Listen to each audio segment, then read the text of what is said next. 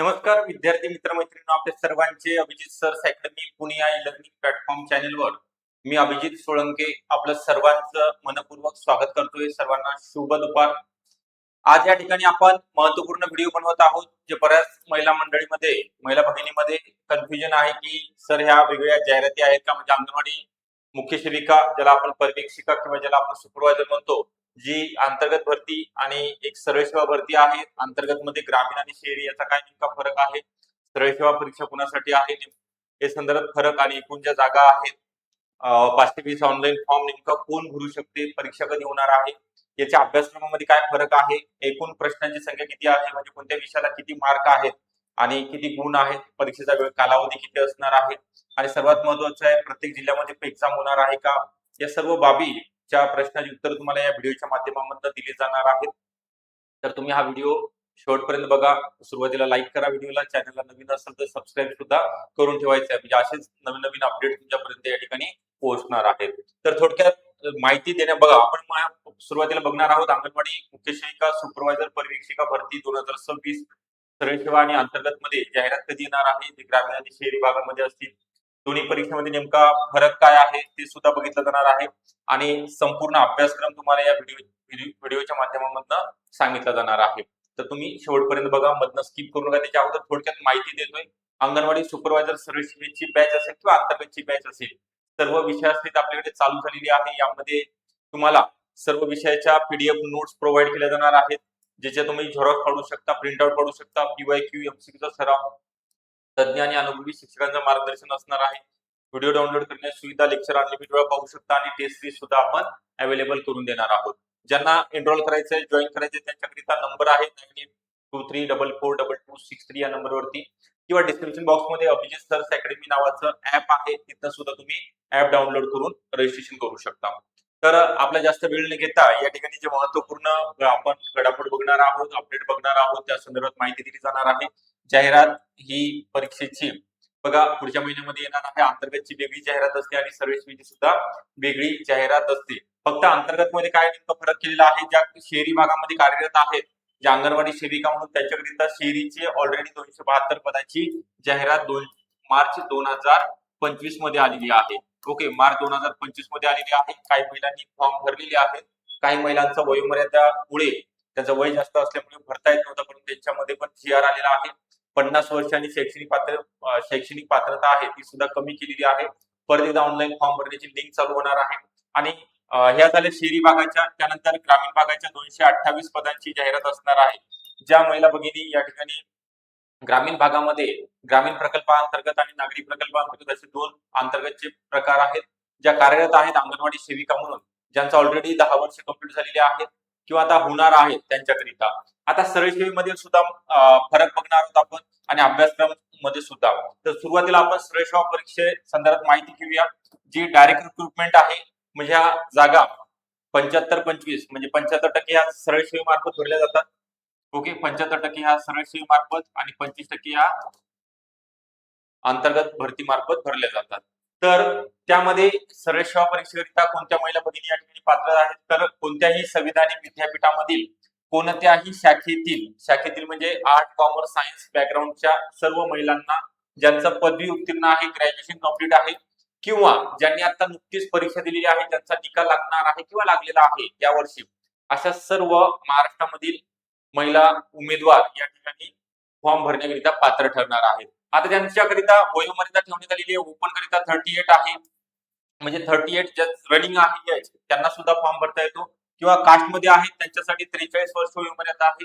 ज्यांचा प्रकल्पग्रस्त, भूकंपग्रस्त, अंशकालीन उमेदवार, माजी सैनिक, त्यांच्याकरिता 45 आणि 55 वर्ष वयोमर्यादा ठेवण्यात आलेली आहे. कोणासाठी? खेळाडू, अंशकालीन उमेदवार, प्रकल्पग्रस्त, भूकंपग्रस्त, दिव्यांग प्रवर्गामधील उमेदवार यांच्याकरिता 45 वर्ष वयोमर्यादा असणार आहे. हे झालं आपण सरळ सेवा अंगणवाडी सुपरवायझर, ज्याला मुख्य सेविका, ज्याला पर्यवेक्षिका म्हटलं जातं, ते पद एकच आहे, वेगळी नावं त्याला देण्यात आलेली आहेत.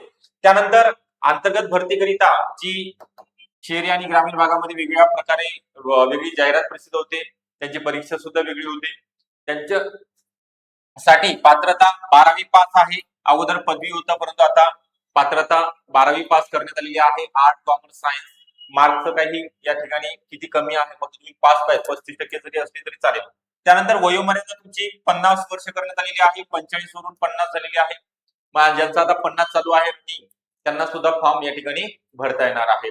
आणि सगळ्यात महत्त्वाचं अंतर्गत भरतीकरिता डिपार्टमेंटल पदोन्नतीकरिता तुमचा 10 वर्ष अंगणवाडी सेविका म्हणून तुम्ही कार्यरत असणं गरजेचं आहे किंवा तुमचा आता अनुभव होणार आहे कंप्लीट या वर्षी होणार आहे. ओके, तर तो सुद्धा ग्राह्य धरला जाणार आहे. तर हे झालं संपूर्ण शैक्षणिक पात्रता, वयोमर्यादे संदर्भात, अनुभव संदर्भात. सरळ सेवा परीक्षेकरिता अनुभव लागत नाही. ओके, तर आता सगळ्यात महत्वाचा आहे अभ्यासक्रम. नेमका आता ही जी परीक्षा आहे, दोन्ही परीक्षा टीसीएस किंवा आयबीपीएस कंपनी मार्फत कंडक्ट केल्या जातात.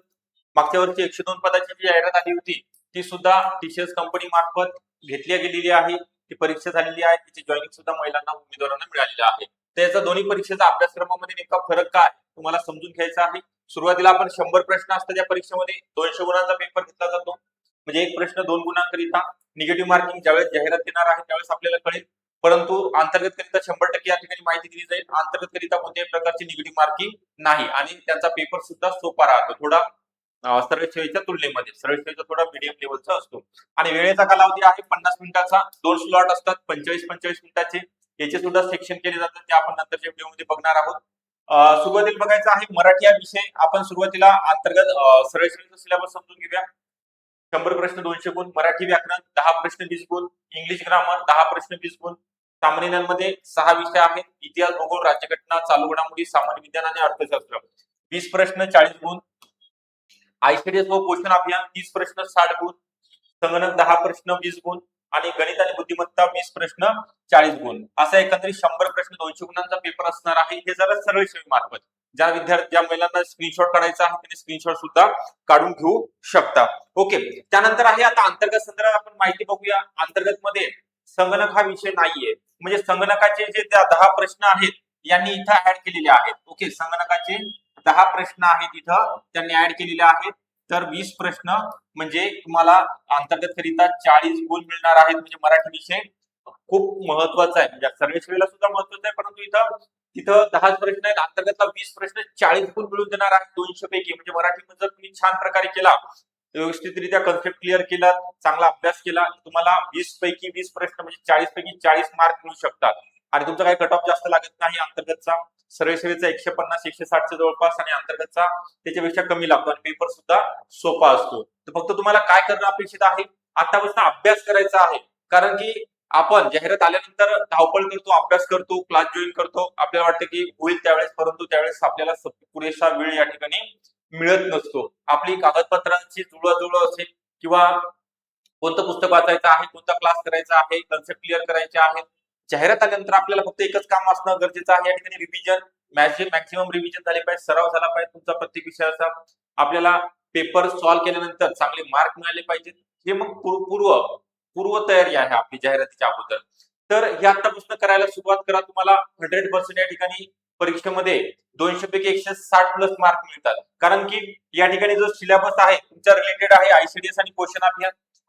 वेगवेगळ्या प्रकारच्या योजना आहेत, केंद्र राज्य सरकारच्या कायदे आहेत, महिला आणि बालकांचे कायदे. हे खूप सोपा सिलेबस आहे. संगणक एकदम बेसिक आहे, जे आपण आतापर्यंत 10वी 12वी पर्यंत गणित बुद्धिमत्ता घेतलेली आहे, शिकलो आहोत ते. मराठी व्याकरण पण आपल्याला माहिती आहे, इंग्लिश ग्रामर. सामान्य ज्ञान मधले जे जीके जीएस आपण विषय म्हणतो ते इतिहास आहे, भूगोल आहे, भारतीय राज्यघटना 10वी पर्यंतचा आहे. ओके, म्हणजे खूप काही असं कठीण नाहीये, अगदी भीती बाळगण्याची आवश्यकता नाही. या ठिकाणी केलं तर होते.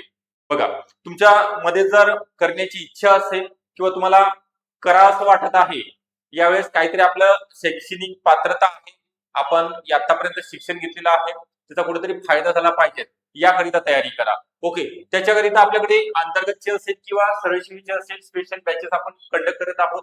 अभिजित सर्स अकॅडमी पुणे या ठिकाणी ऑनलाईन बॅचेस आहेत. तुम्ही घरी बसून लाईव्ह प्लस रेकॉर्डेड स्वरूपामध्ये लेक्चर बघू शकता.